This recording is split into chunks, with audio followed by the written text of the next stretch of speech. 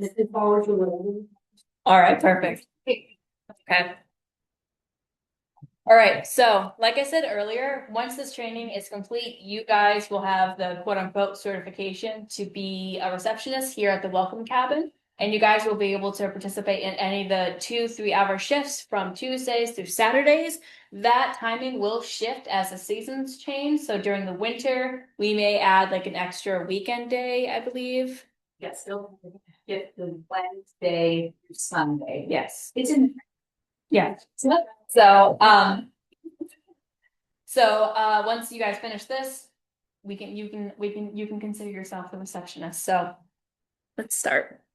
All right, so today's agenda, I've divided it up into a couple different bullet points. So we're going to go through the history of Camp Saratoga, who was Larry Gordon himself, what is the Larry Gordon Outdoor Education Center, your job as a volunteer as a receptionist, and then any comments, questions, and or jokes of the day you guys have for me at the end.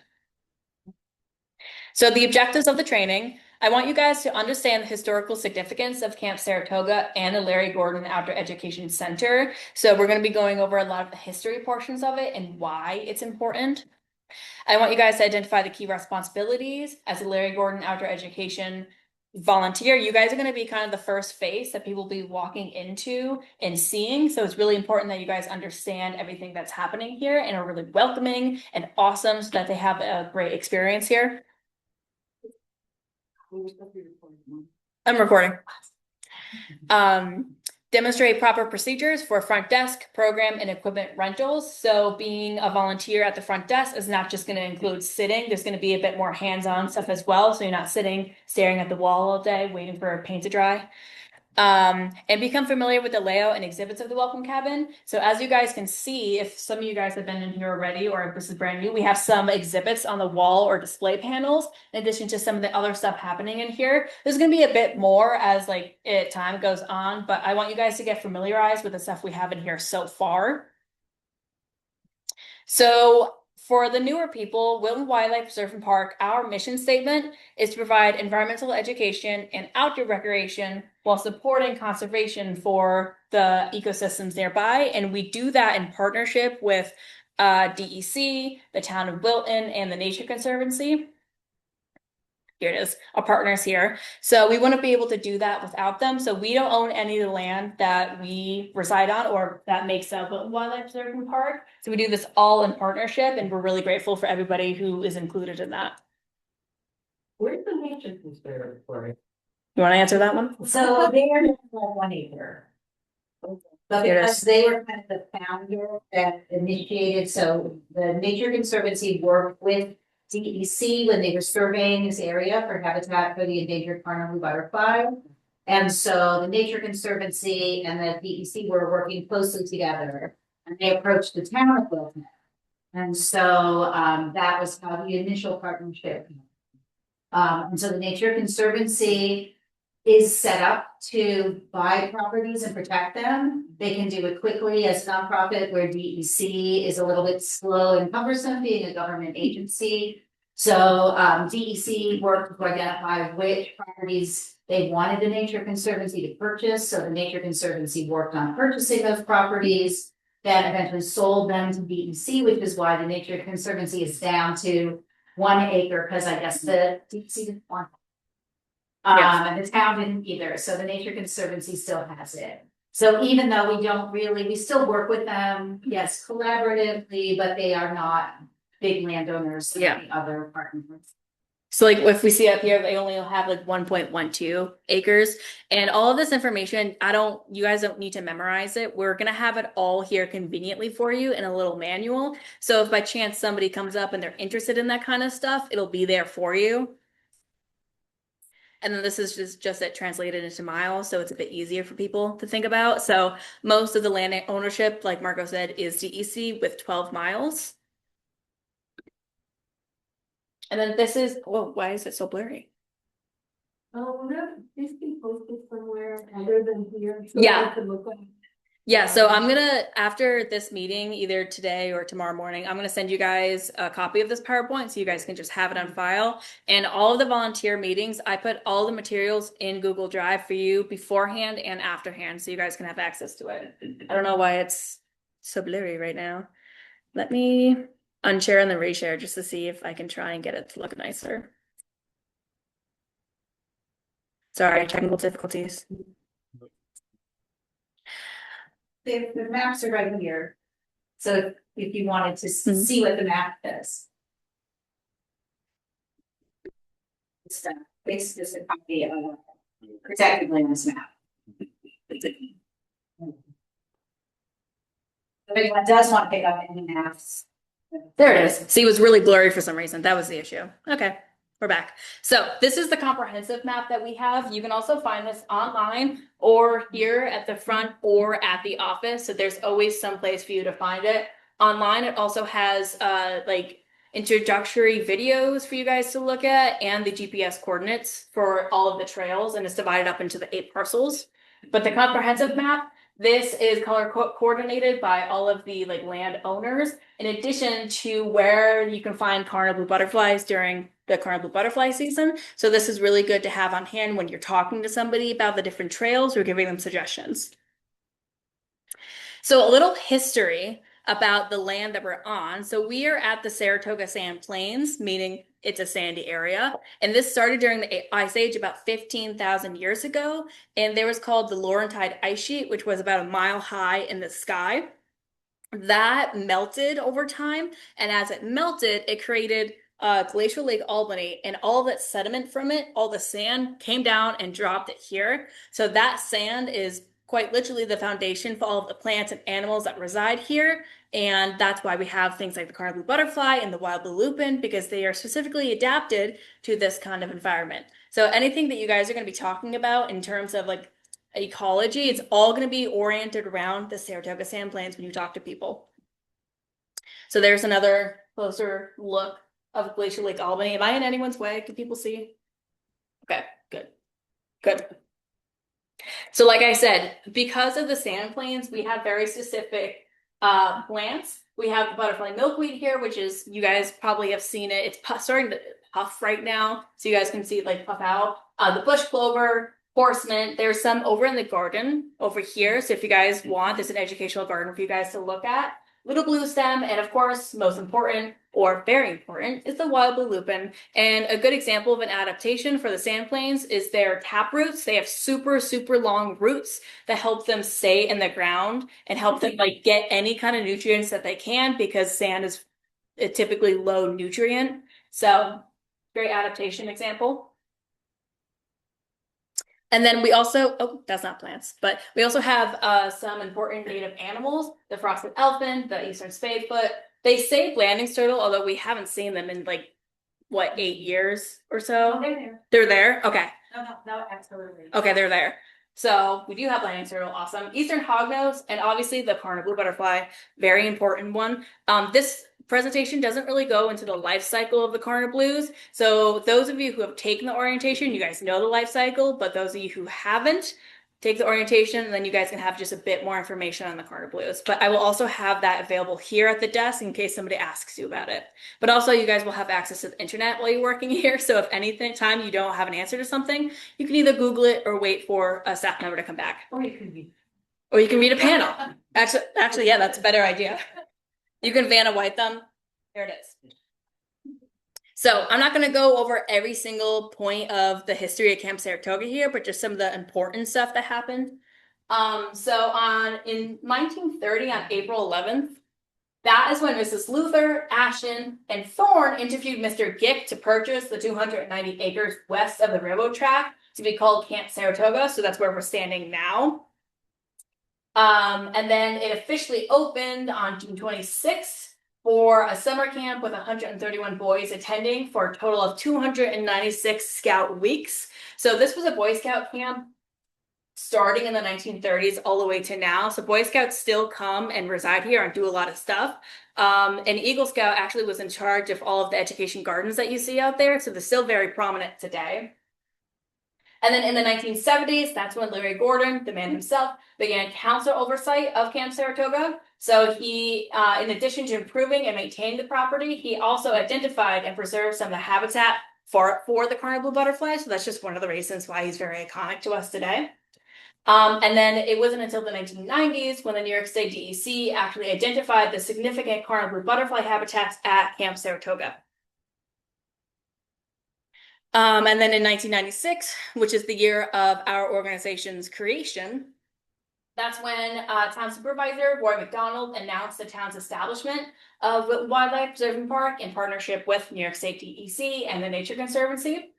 And it was in 2020 when we got the $20,000 grant from Frank Perillo. We were able to kick off the capital campaign for the Larry Gordon Visitor Interpretive Center and everything else that's happening at the Larry Gordon Outdoor Education Center. So that's just a little bit of history. And again, you don't need to memorize any of this. I'll have it for you guys. So Larry Gordon, the man, the myth, the legend himself. This outdoor education center is named after Larry Gordon. He was a longtime town of Wilton resident who spent most of his life protecting, enhancing, and promoting the conservation of the landscape of Camp Saratoga. So some of you guys are nodding your heads. A lot of you guys have known him or knew him. He was a great man. So he was a dedicated volunteer, leader, and public servant. So this is only probably less than half of what he did. There was so much of what he did during his lifetime that I can't possibly fit it on one side. But he was he had a lifelong commitment to the town of Wilton and Saratoga County. He left a lasting impact through decades of service. He was the county planning director for 33 years. He was a respected leader in fire safety, emergency services, and search and rescue. He worked for Lazar, right? I think he was the president at one point, right? He had a huge dedication to youth and nature with over 50 years in Boy Scouting, environmental preservation, and spearheading projects like relocating the historic Cornell Hill Fire Tower over there. So you can see a picture of him actually sitting there with it. And then also obviously playing a role in protecting the cardinal blue butterfly here. So there are many reasons as to why we are honoring Larry Gordon with all of the education center stuff that we're doing here today. So if anybody ever asks you about that, I'll also have that for you guys, and it'd be an awesome opportunity to talk about it. Do you have anything to add, Margot? To cover it? Okay. Good. You were just making me think of Larry stories. Yeah. So there's a million things. But when you're being with you, he worked with all the Eagle Scouts for many years with projects. The county would call him up with kids who needed community service for having done something they shouldn't. And he would be here with them, supervising them, clearing brush or doing stuff. And he was just, yeah. So we're going to move on to what is the Larry Gordon Outdoor Education Center. So this is part of it, what you guys are sitting in right now. So it is envisioned, so the visitor center is envisioned to be the focal point for visitors at the town of Wilton's historic Camp Saratoga. And it's going to be a gateway for users of the trail and the Saratoga Sand Plains. And the goal of this center is to better the community and serving the center as like a hub for information, outdoor recreation, and educational events and programs. So this is going to be the hub where we can really connect with people and really like push forward our mission at Wilton Wildlife Preservation Park. And you guys will be able to help that by being here and volunteering and being happy, smiling faces for everybody to see. And I'm going to pass this one over to Margot because she's been working on this for 5-8 years. Forever. She's been working on this forever. So she has a bit more in-depth knowledge about it. So I'm going to take a seat for a second and let her take. So when you were talking about that in 2020, that was when we did the kickoff and Frank Perillo gave that $20,000 grant and we raised $20,000 and he did a matching grant. And the day that we had the kickoff for that and we brought everybody here and thanked everybody, I think it was like 3 days later was COVID. And so we shut the whole project down because we weren't going to do any more fundraising and so there was that sort of a blip in things, but we've been planning for a long time that we wanted to have some kind of, there are these underutilized buildings. So if you look at a grant that we got, we actually applied for this grant 3 years in a row and got $188,000 finally from New York State Parks for this project. And it was to renovate these underutilized buildings that were once part of the scout camp, but we're basically sitting kind of just as shells with aren't really, meeting their potential. And, creating an accessible outdoor education campus where, since our mission, because we don't own the land, we really focus on, providing educational programs, getting people outdoors, helping support the conservation of our partners. So we didn't really have a place to do that so much. I mean, our office, was on the other side of the railroad tracks. It's not really a public space. We do so much over here with our programming. It just made sense that if we could, and the town was willing to support that effort. And then in particular also, it really dovetailed with this idea of doing something to support Larry in his memory after Larry passed away. And so we took those two ideas together and merged them into creating a way to the town to honor Larry and to build this outdoor education center. And also another aspect of Larry was he's an amazing collector of all kinds of things, an historian. And so he has this huge memorabilia collection, historic documents, items related to the scouting history of Camp Saratoga and Saratoga County. And so the town was interested in having us work with Larry's widow, Trish, to find a way to display and use Larry's collection to, again, benefit the town, benefit the public. So there was this mixed idea of us blending this thing together of teaching about the history, the human history, the scouting history, the natural history. And so all of those pieces came together. As I said, originally, when we did that kickoff, we thought we were going to build a brand new visitor center over where the ranger cabin is. And we were going to build a brand new shiny building that was going to have, all the things that we wanted in it. We imagined, we did these RFPs and we met with architectural firms and, it was millions of dollars. And then there was COVID and we were like, yeah, I don't think this is going to happen. So that's when we took a step back and said, there's all these buildings here. Why don't we use the buildings that are here? So in that brand new shiny building, we thought, we need a reception area where we can greet people and give out maps and rent out our things. And it's like, we can do that here. And then we were going to have an exhibit hall where we would have the scouting information and we would have all the natural history information. It's like, we can do that over in that building. And then, we really need a multi-purpose room, a classroom, a place where we can have bigger gatherings or meetings or events. Dining halls over there. And so we kind of crafted this idea. It's like a deconstructed visitor center. So again, the idea of a campus where here we're utilizing, so it's very environmental to reutilize older buildings instead of starting from scratch. And so that's where this phase 1, 2, and 3 came out. So phase 1 is where we are right now. We wanted to do this first. This building was in the better shape. It's right here by the parking lot where people come in at the trailhead. And so again, this idea of doing the site work, we added these accessible trails. The town highway department did that this fall. And so, this is now coming to fruition. So we have this as phase 1. So phase 2 is going to be, as I alluded to, the Winter Lodge over there is where we are going to do the exhibits. And so again, it will house more of the Larry Gordon historic collection for the scouting history. We'll have more hands-on exhibits and opportunities to do more stuff on all the different flora and indigenous history of the Sand Plains. And so one of the things that was on our list was we wanted to do some of these educational gardens, and we got this Eagle Scout who was excited about it. And so now we have the 3 educational gardens that went in as part of that Eagle Scout project that is now bringing us down the pathway to the exhibit building. So when we get to the exhibit lodge, so that's our phase 2. In phase 2, there's other pieces as well.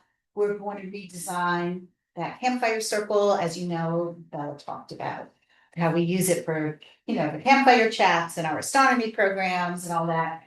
So we want to create more of an outdoor classroom, a little bit more comfortable space, a little bit more, I guess, a little bit more than the sort of benchy thing that are there right now, a little more comfy, maybe to sit in. Anyway, so we'll use that as our as an outdoor classroom space. And some people are curious about the path to nowhere, where when you turn past the bathrooms, there's a little path that dead ends there. The town is going to take down that old shed, and we're going to be putting in sort of an outdoor not a playground, but an environmentally themed kind of play area for kids. So, things that they can climb on, things that they can experience, but not like a jungle gym kind of thing. So that is what is envisioned for over there as well. So that little path is supposed to lead to the play area. So that is kind of the phase 2. I don't I forgot. Do you have a hopeful plan? So, boy. I'm saying that when people are asking me for phase 2, because I don't know, this took a long time. But now maybe the ball's rolling, the town hopefully will see what we were able to accomplish and how great this is. So we can get maybe the ball rolling a little quicker so that we can work on what we need to do for the other building. Say maybe over the winter and into the spring. So I'm hoping by next summer. That's my hope, is by next summer, we'll have like phase 2, well underway. That being said, it's taken us forever. We still don't have another kiosk when the other one blew down, but that's okay. That's all right. So then phase 3 will be the other side of the road, Saratoga South. The dining hall's a little more complicated. It's a much older building. It was built in 1930, as Bella pointed out, when the Boy Scout camp was first purchased. And so we don't think that's ever going to be a 4-season building, probably 3-season, but we don't really quite know what the structural situation is over there at the dining hall. But we're hoping that we'll be able to at least get it to the point where it's a good 3-season building that we can use, like I said, for that multi-purpose kind of space. And then part of that also is where the benches are, where we have all of our pond exploration programs. We want to also develop that into a more again, outdoor classroom, so that it's a little bit more formal, a little bit easier to do our teaching and for people to come in. And so that is part of that redesign. And so that, again, the path to nowhere, like when you go across the crosswalk, there's a little stub of stone dust and the path doesn't take you the rest of the way. So again, we have to work on some of that design element. But the town has said, like, let's focus on Camp Saratoga more. And so Camp Saratoga South will be phase. Oh, the little one in there, the council fire. So, it's done. If you go in the woods and there are benches. Yeah, that's called the council fire. You can't really see the fire thing really overgrown. But the benches are a little high. I believe Bob, didn't your son do that as legal stuff? Yeah, with it. Yeah, so that was. Yeah, the picture for. Okay. Oh. So, but I mean, that was like 15 or more years ago. Yep. So, that isn't, I mean, we're sort of like looking at everything, but that's not one that we've jumped on, but we do use that for our forest lesson. And so it is an important part of our Habitat for the Saratoga Samplings when we do that lesson. And so, maybe, that's the list. When we're on phase 2, while we're still on the north side, maybe, there's things that we can do to do some improvements there as well. But it's funny because, I mean, maybe someone like who was involved in scouting, I've always thought it was really funny because the council fire was this huge, like, stone thing that, and then the benches are like, there's some, like, it wasn't the people sat around and think about it. It was like a big fire.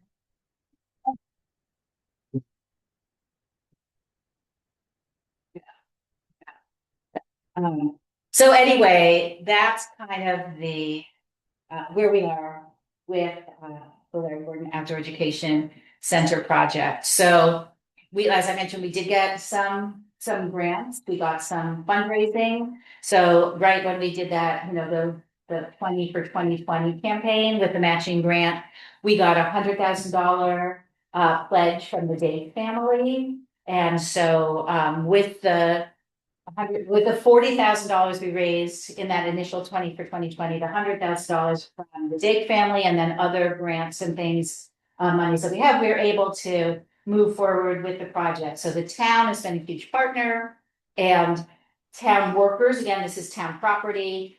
The town workers did the work that they could do, and then we wrote the checks for the flooring, and we wrote the checks for the sheetrock, and we wrote the checks for the, you know, the heating system and the insulation, and then the town workers, you know, did the work that they could do. And again, the highway department, because again, this is town property, so they did the improvements, so we have a new park ready to go, and so it's all handicap accessible now.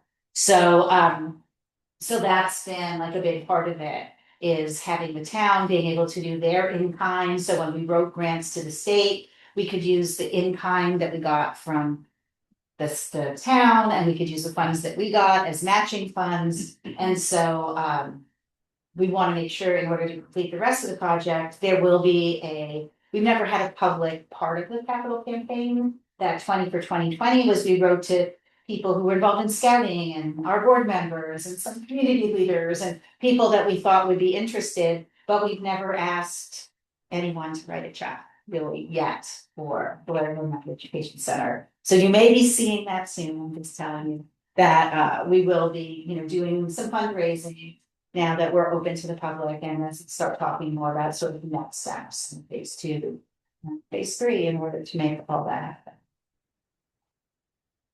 Anyone has any questions about any of that? I know it's kind of a lot. I feel like, you know, I could say it all in my sleep and living this for so long, but it may be new for some of you. It can be confusing with different partnerships and then the different ways that the different funds work, so. All right, Thank you, Margaret. no problem. Now we can get into the nitty gritty. Nitty gritty. Right. And at any point, if you guys have more questions about the capital campaign, please feel free to reach out to Margot about it, or reach out to me and I'll get the answers for you, because I'm not gonna know them. I'll be real honest with And you. I'll just say that there is a steering committee that Matthew is on. But we need, There. sorry. And so we meet regularly, but so we every other week, where we go and, you know, make the decisions and figure out what we need to do to make things happen. So there's definitely volunteer opportunities with that, and then also we could be fundraising, capital campaign could be envelopes and stuff and all those kinds of things. So so it's also, it's not like something that you cannot do. It's something that excites you. We let you know, because there's opportunities, you know, with that as well. All right. So your job as That's what I'm saying. I messed it up. oh, that's right. Okay, that's okay. All right, this is the only thing you do now. Oh, okay. Now I see it. All right. So first of all, you're going to be handling cash transactions, winter rentals, building sales, grade 8, and donations. So we don't have the cash transactions quite yet, but once you guys come in and we actually have it, either I or Margot or Allison or Kaylee, one of the staff members will be here to actually guide you through the process first. And we won't just be throwing you guys into anything. We have a phone over here for you guys to answer if anybody ever calls. So far, it's only ever been spam calls for me, so it might just be the same for you. No one knows the number, huh? Nobody knows it. It's just spam calls. The office is not linked to the phone. Yeah. And we jump. Emergency. Yeah. We jump up here, and then you guys can greet visitors. So that's going to be a really important bit. Like I said, you guys are going to be you guys will be front facing for Camp Saratoga. So if somebody's lost or interested in anything, they're going to be walking up here and looking for a fun, happy face and like good information. Exactly. Thank you, Tom, for giving me an example. Encourage visitors to sign up for programs, visit trails, etc. We will have all of our program flyers here. We have it over there. They are done seasonally, so we will have something new for you guys to have and like promote pretty much every single day. They could also access it online on our online calendar. Guide participants to their designated program. So if you guys are running the desk, Well, like I'm out doing a program down by Delegate Pond and they're like, I don't know where the pond is. It's happened before. Somebody stood right there and goes, I don't know where the pond is. It's right there. So you guys just gotta let them know where everything is. Track the number of visitors with a clicker. I have a clicker here. So if people come in while a staff member isn't here, all you have to do is, and then it clicks. So it's maybe rocket science to some, but I don't think so here. And we will enter the tally at the end of the day, so you don't have to worry about that. Just worry about your thumb. Help with to-do list items such as craft preparation for programs. We do a lot of programs with crafts and we have a lot of kids that we teach. So sometimes we have too much stuff going on in the office that you guys helping out with cutting out meticulous butterflies is really helpful to us. So at any point, I might throw some like craft preparations at you while you're sitting at the desk. So again, so it doesn't feel like you're watching paint dry sitting here. And also, like Margot said, envelope stuffing for annual appeal, renewal, and thank you letter. Some of you guys have come and helped with envelope stuffing in the past. Again, it's pretty easy task, so it's just something to keep your hands from being idle. And like I said earlier, any information needed for this role is going to be available in a volunteer manual here at the desk. I'm getting that printed out soon, but there should be an answer for absolutely everything that you can need. It is still like in version 1, so if you guys are using it and there's something that you guys don't have in there, let me know or write it down and I'll put it in there for you guys. So front desk etiquette, greeting visitors and what to say. So greet each visitor with a smile if you can. If you're having a bad day, that's understandable, but try to do your best. Welcome to them to Wilton Wildlife and to the Larry Gordon Outdoor Education Center. Ask them if they've been here before, and if yes, let them know that you're there to answer any questions and help if needed. Some visitors may want a more in-depth tour of the cabin since this is very new and shiny. So ask them if they're interested, and if they are, give them a little walk around, Vanna White it if you need to. Make it very interesting for them. Walk them through the displays on the walls, talk about the natural history, the organization, and more. Like I said, it's my job to set you guys up for success. So I want you guys to be able to understand the panels on the wall and some of the organizational history that we have here. So everything will be available for you as needed. Make yourself a storehouse of information for visitors. So if you guys have like special interests on anything, like I know Tom hates invasive species, so somebody could come up and be like, hey, like I think about planting burning bush, and then he can just be like, please don't do that. So make yourself like storehouses of information and cheerfully share it. People love coming up and talking with us about just pretty much anything and learning something new. So if you guys can be just that kind of source of information for people, it really makes people stay. And then if there's a question you can't answer, no worries. Either like there's going to be a bunch of guidebooks, either probably back here, or we're going to have a bookshelf. So there's going to be ID books on plants, tracking, animals, anything you could possibly think of. You guys will have the internet at your disposal, and there will be a staff member not like more than probably 30 feet away from you at most times. And if you just can't answer it, write down their email and one of us will get back to them. So general trail information, I went over this a little bit earlier, but like I said, all of the maps are going to be here on the online and at the office if for some reason we're out, which I don't think we would be. But the Saratoga Sand Plains were located on the ancestral homelands of the Mohican, Mohawk, and Abenaki people. So that's also a good thing to recognize when you're talking to somebody. It's really a nice thing for people to know. And all the trail maps, you guys know where it is. And remember, we do not own the land, so the trails are not ours, and the rules and regulations come from the landowners, not from us. So it's very important for you to never claim that they are ours. Always make sure that you say it correctly. And if people have questions about it, they can go on our website, and all of the regulations can be found on the actual landowners' websites, which we have links to. It is again, and then during Carna Blues season, like I said earlier, there are points on the maps where you can find where Carna Blues are, but as you become a seasoned volunteer, you guys can just kind of figure out on your own where the best spots for Carna Blue butterflies are, which is right there usually, or Old Gick. That's also another good place. And like Samantha, I think you live like right there, so yeah, exactly, yeah. So you guys will figure it out. And then always remind visitors to stay on the trail. So basic trail safety, you know, don't pick any of the plants, keep all the dogs on the leash. You guys are going to be running into a lot of people with off-leash dogs. So if you feel comfortable, you are not obligated to. If you feel comfortable to remind them to kindly keep their dogs on the leash, as it is the law, you can do so. But if you don't feel comfortable, please don't feel obliged to.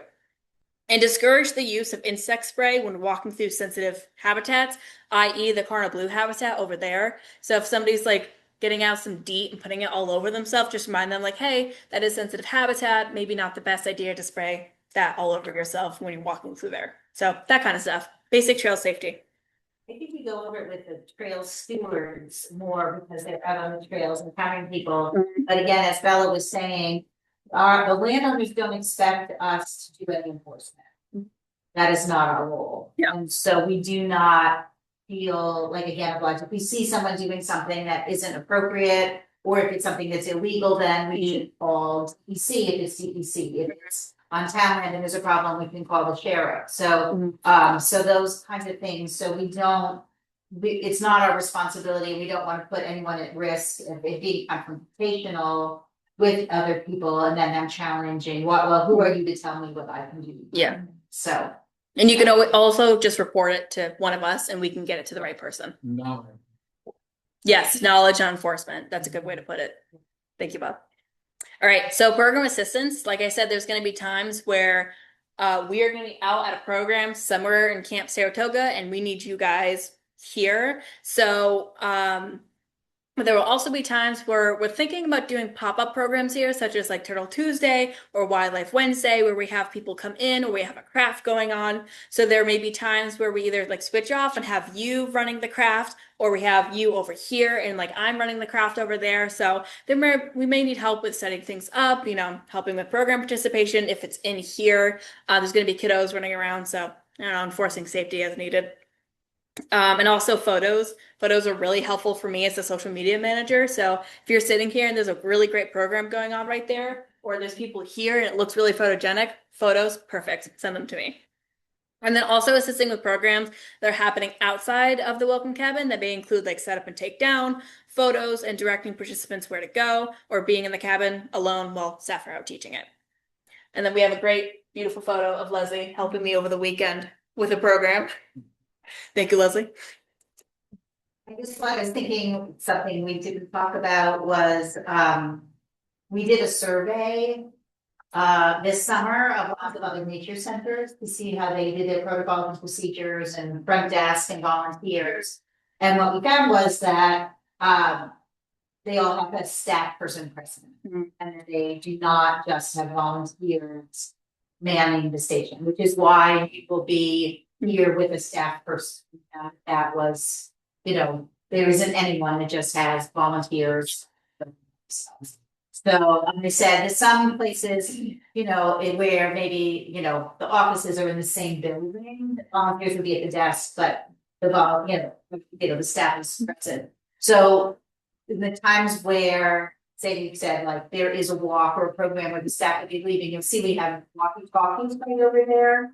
And so you'll always be able to communicate with the staff person who is running the program, even if they're like over at the pond or they're over like up in the meadow, you know, like so. Yeah. So that we were feeling like we are able to have a staff person available to do those programs, and then that's why, as Bella mentioned, there's certain days when we know we have programs scheduled, so we need a volunteer to cover things while the staff person goes. When I say staff, I'm going to say our environment. You know, it's they're doing their job. Yeah.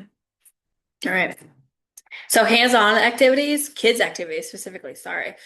During the non-winter months, we have books, puzzles, puppets, and other educational materials. They'll be available for visitors during open hours. And then these materials can be used to teach various life cycles, flora and fauna ID, and keep kids engaged. So if you guys direct yourselves right behind Bob, there is like a really nice, we have a puppet show. We have some stuff in, yeah, thank you. Vanna, wipe that for me, Matthew. Yeah. We got a Canada goose. So some of the best parts of actually being at the welcome cabin. Yeah, we got an opossum. Its tail is hairless. It's a big opossum. Thank you, Matt. Yeah. So one of the best parts of being at the Welcome Cabin so far is having kids come in. And honestly, the most kids who've been here, or like the kids who have been the most frequent, is Larry Gordon's grandchildren. So they've been coming in a lot and like sitting with me and doing puzzles. So there'll be times where you can sit and engage with the younger guests or our youngest explorers, if you want to put it that way. So it's also a really good opportunity if any of you guys have educational backgrounds to sit with the kiddos and have a great experience with them. We also have skulls and furs on display in the back, and each set comes with a card describing the animal and its unique adaptations, and the animal ID is on the back of the card, so it can be kind of like a little game for you to do, or to encourage even the adults to do. So some of you guys have done it at tabling events with me, so it's pretty self-explanatory. I've also turned it into like a relay game for the younger kids, where I've like put the cards in different places, or I've put the furs in different places and had them run around as fast as they could to identify the correct one. So there are different things that you can come up with as needed if you have younger explorers coming in and you want to entertain them. And then obviously we have the amazing, gorgeous, phenomenal information panels that Margot has slaved over for a very long time. They explain the history of Wilton wildlife, the carnival butterflies, the sand plains, the glaciers, fire ecology, indigenous history, and general flora and fauna. So it's a great idea for you guys to familiarize, there it is, yourself with these panels beforehand so that you guys can really guide people through. So if somebody does want an in-depth tour and is like, just tell me the like basic explanation of what's happening here, you can kind of summarize it and tell them like the facts that they just want to know instead of standing there for a while. And then the displays, we have the kiddo table, which a lot of you guys are sitting at, all the basic stuff. Like I said earlier, we're going to be getting more stuff in, so it'll be more and more exciting each time that you guys come in. And then winter rentals. So during the winter, Leslie, you've done this before. So it's been primarily over at the IP Lodge over there. But we're going to be moving it over here. So we'll rent out snowshoes and cross-country skis from the Welcome Cabin here. And the rentals are $10 for adults, $5 for kids and students. And this will be in a specific binder for you guys that says rentals on it. So everything will be there for you guys and you won't have to memorize this. But it's also free for members of Wilton Wildlife. They're available whenever the Welcome Cabin is open. So during this month, it would be like 10 to 4. During then, it would probably be a shifted time for the winter. They have to be returned by 3 p.m. because we close at 4. Or, well, yeah, returned by 3.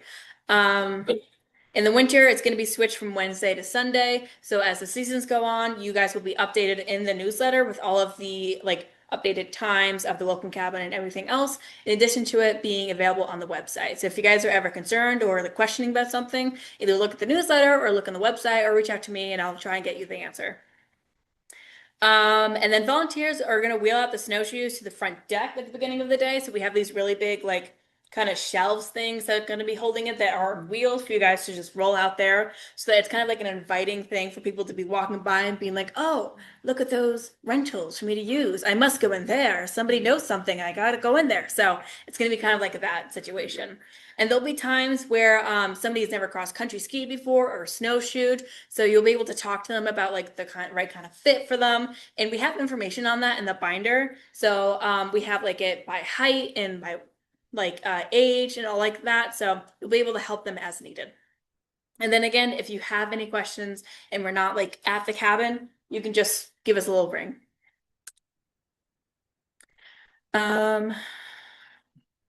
Yeah, so we have different sizes of snowshoes from toddler through adult. The toddler ones are shaped like little monster feet, which I think is phenomenal. And we have pink ones, which I call the Barbie snowshoes, which I think are just great. For the cross-country skis, you have to help them find the correct boot size, and they will leave like their boots on a rack afterwards. You just have to leave them there to dry, and then a staff member will probably just put them back in the morning. You're also going to help the visitors fill out the rental form and take care of the payment. So I believe we're going to bring down the like credit card thing. So they can either take cash. We'll have a cash box down here, which a staff member will provide. And then we have the credit card thing, which once we get down here, we can give you guys a tutorial on. And you may receive questions about renting out like the pavilion or lean-to. We do not facilitate this rental since this is owned by the town of Wilton. So you just kind of have to redirect the visitor to the town of Wilton website or just let us know and we can help them out. Just one more thing about the rentals. So we do have, so we purchased, we got a grant carry over, and that's where we got the table and the chairs and the stalls and person and the public theater and these chairs and all these things, because that was part of what we were able to do, and it's been sitting basement as we got delayed. But we have, ski rack for the skis that we haven't even set up yet. We've got the snowshoe racks that are in the barn. So we have all of the gear and it's ready to go. We have like those foam floor tiles that we can put over to protect the floor in the winter. So this is gonna look different in the winter because this is gonna become more. So we don't have this other stuff, which is why I said that in the non-winter months, this stuff will be here, because we're not sure how much space that one is taking up. For those of you who helped with the winter rentals before, it takes up a lot of room, this stuff, but with the rentals we have. Okay, but again, that's why we're gonna wheel out the snowshoes. Yeah. Because we can have them in the middle here, but then we can get them out of the way and then it won't be taking up. Yeah. So that's kind of the plan, but it's a little bit here because we haven't used the space for that before, and so. We see this winter, but what would also be really nice is we always did the winter rentals on the weekends because we didn't have a place to do it. But now that we're here and it's staffed, people during the weekday will be able to come and so we'll have so many more hours available for people. And actually, we didn't put it on that, but we actually bought with that grant the microscope. Oh, yeah. The people can rent it, if the trails are icy, we have microscopes that they can rent. And so again. And They're easy to use. I like them. It's free for our members, so like if our members want to come in and they don't want to schlep stuff. Yeah. They can, come and we'll have a member list at the desk. There, can just grab snowshoes and head out and see. And everything, like I said, will be in just one specific binder for you to open up. All the information will be there.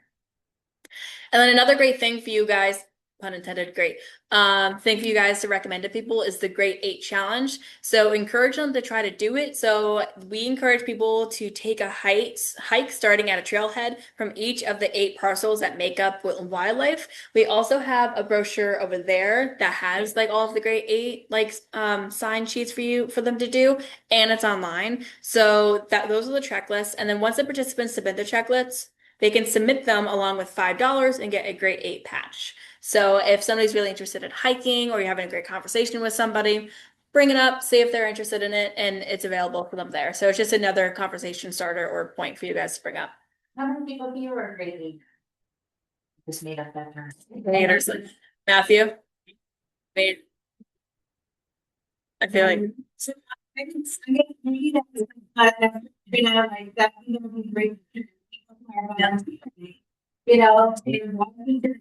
Yeah. And then you can talk up all the things. Yeah.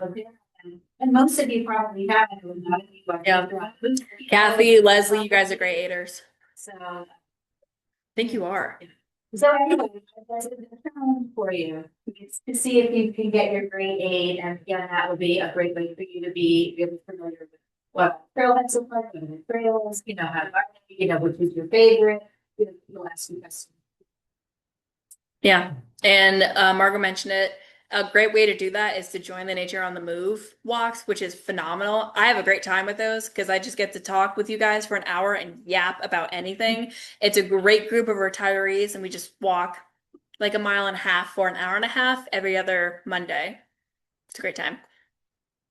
So, and then looking ahead to our family backpack program, there is going to be just a multitude of stuff for you guys to bring up for visitors. So soon we're going to have activity backpacks to sign out. So they're going to have information that will change based on the season. We're going to have fall, winter, spring, and summer for different wildflowers and animals and insects, that kind of stuff. They can be rented from the cabin once it opens, with last sign outs at 3 p.m. So all rentals are going to be at like that end 3 p.m. marker. And then the sign-out sheets are going to be kept in the same binder with all the other sign-outs. They're going to include identification pamphlets for native plants, exploration tools such as binoculars, maps, magnifying glass, and a compass, and then a first aid kit and a safety whistle. So these will be free for people just to borrow as needed. So it's just like another opportunity for people to explore the trails in a fun and safe manner. Any So questions? You may have seen those. We did them a couple years ago, but we need to refresh them. That's what Yeah. I'm saying. It's something that Kaylee is working on. Yeah. And so, we'll roll those out hopefully next month. Yeah, they'll be exciting. And they're fancy looking. They have our logo and everything. So it's nice. All right. So actually, that was the end. So any comments, questions, concerns, jokes of the day as needed? Matt? Question. Yeah.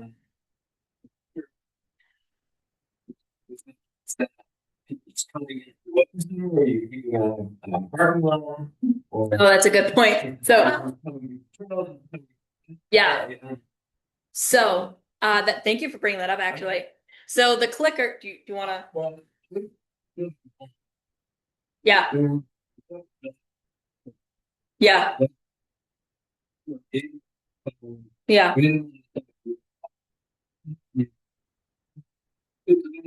Yeah. But maybe a good. Yeah. Yeah, email that to me. Yeah. I think a big thing is going to be talking to people about other opportunities. Yeah. I didn't know this existed. What else is? Yeah. So, Yeah, that'd be great. So thanks, Bob. We're open and sign. So like now, big part of the opening is to put the flag in and take the flag and bring it back in. But these indoor chairs we've been putting out on the deck. So again, we can sit out there, people can sit out there. We don't have to necessarily be inside. By the weather changes. Yeah. We're told to sit out there, but the idea is like we want to be visible and we Yeah. getting having come checking out what's going on. Yeah. But Valerie was starting to say about that we are doing a survey in the parking lot as well. Yeah. We started doing that when we did a soft opening for a couple of weeks, but then we stopped when we were paving and that. We have like 2 weeks of worth of data. Weeks of data where every hour, looks out the window, counts the cars, writes down, and so we're counting cars in the parking lot so that we can let them know that it's all going. Yeah, I had a lot of people come in and like some people would be like there would be recurring people who would come in and give me updates about the snakes over there or like people who just walk the trails every day like Art and Merlin. He is somebody who walks by like every day, so he comes in and always says hello. So we had some people just walking in because I would always leave the door open, so it's like a come on in, and they just walk in and be like, so what's happening here? And I'm like, I'm so glad you asked. So it's a great opportunity. Also, if somebody's just like looking lost out there, it's a good opportunity for us to catch it and be like, hey, how can we help? So we shouldn't feel like we're behind the desk. yeah. And so again, part of like if it's not busy, you don't have to sit here if you wanted to do call it trail roping, where you go out and see who's out there. Take a little bit of a walk, maybe you encounter someone out there, you have some maps with you. This is the Larry Gordon Center. Larry Gordon is known for getting people in the parking lot, chatting about, handing them maps, telling them about things. So we're not going to sit here and wait for people to come. So that trail moving part of it was something we try to do working for our schedule. We did with our some of our interns this summer, get out on the trails and let people know, be able to answer questions. Not just sit in here. Yeah. For people. I like to call it a Yap Festival for the volunteers who are often with me. I won't shut up either, and I think it's fun. I think it's a great time. So yeah, I guess saw that. Some before there was me saw there's stuff here. The Wi-Fi password is on the router. You give that to everyone. As regular users of the community, because I know I was getting signal out of that room. Yeah. And we're also hoping to enact a safety plan soon. So I'm actually going to be working probably with Larry and some other people on that. In the case of like any kind of emergency, I will have that there in the manual for you guys. So that's going to be hopefully a separate training soon, or I'm just going to record it online for you guys to have as needed. But that's also a good point to bring up. So we're going to be Put right on the desk, the emergency number, if any, just 911 here. But also the Rangers, the Yeah. number, if we need to contact. You know, so we have those numbers so that people who are here. But again, there's gonna be a staff person here, you know, so it's not like you're gonna be here. Yeah.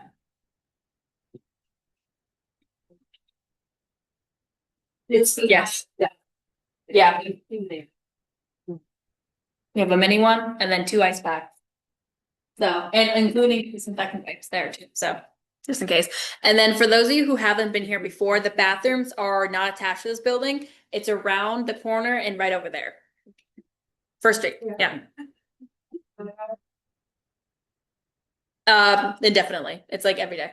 So the trails are open dawn to dusk. Yeah. So they're always open.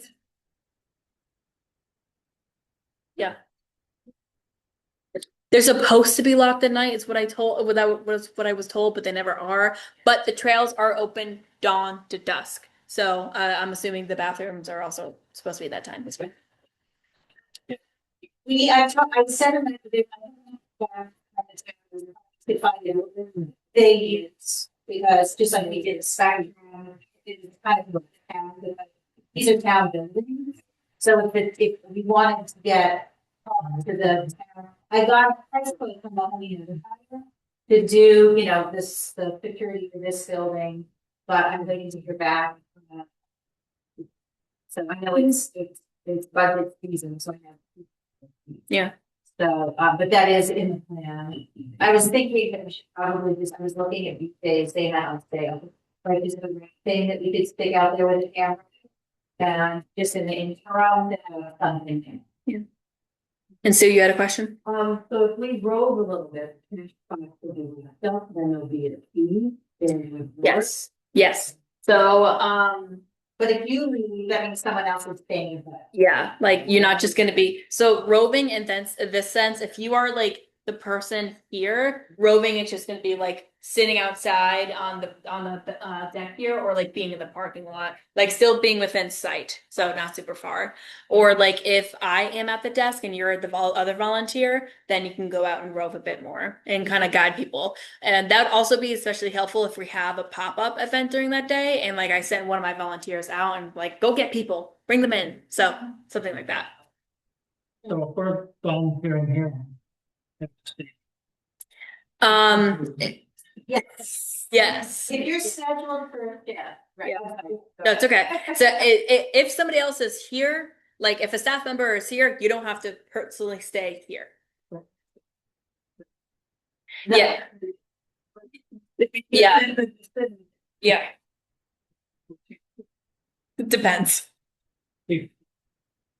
Yeah, so if I am out teaching a program, I'm not going to be further than like at Delican Pond or down the trail, and there's going to be a walkie-talkie here. So if you are the only person in the welcome cabin while I'm out, then we ask you to stay put so that you can just like kind of man the desk and the cash.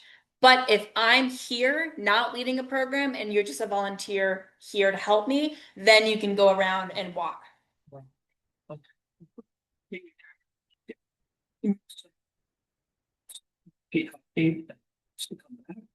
Yeah, probably, but it's very unlikely that like I'll need to get up and go somewhere else because during the weekdays while I'm here or somebody else is here, there will be other staff at the cabin. Only during the weekends will there be only one staff available. So we'll work it out, but I do believe that, you know, it would be like, you would, you know, Bella would say, oh, it's really fun. You know, there's no cars in the parking lot, there's 3 cars in the parking lot. People require that if you want to go and just go, we want to come out. Yeah. You know, that kind of thing. So it's not like you're just gonna disappear, you're gonna talk to the person you're working with. So. Yeah. So you'll be like a shift buddy, a good way to put it. Yeah, Kathy?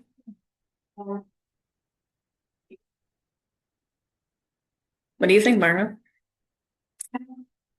I mean, that's kind of up to you guys. If you guys prefer it here, I don't mind doing it here.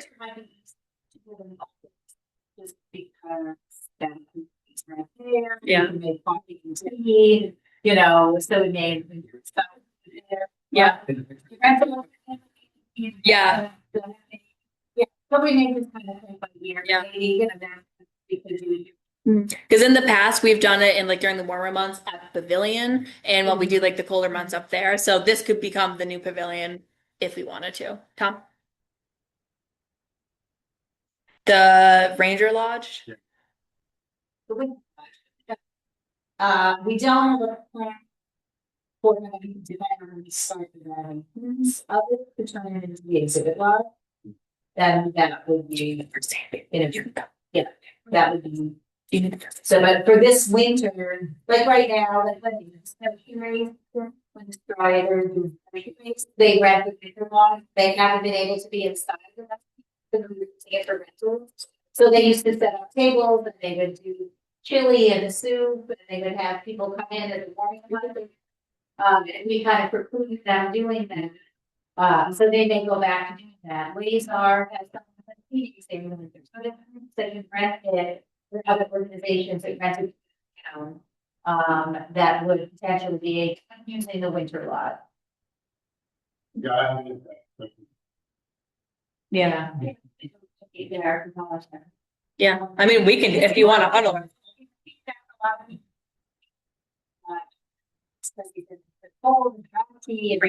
You know, so they wanted it to be in the office.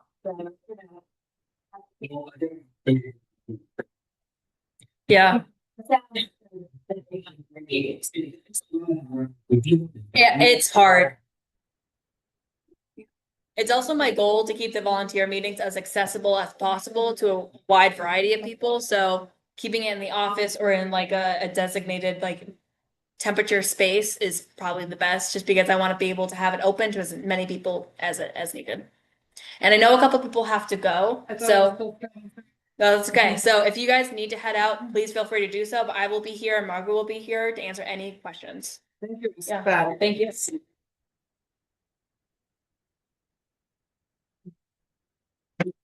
Thank you. Find out who's that. Yes.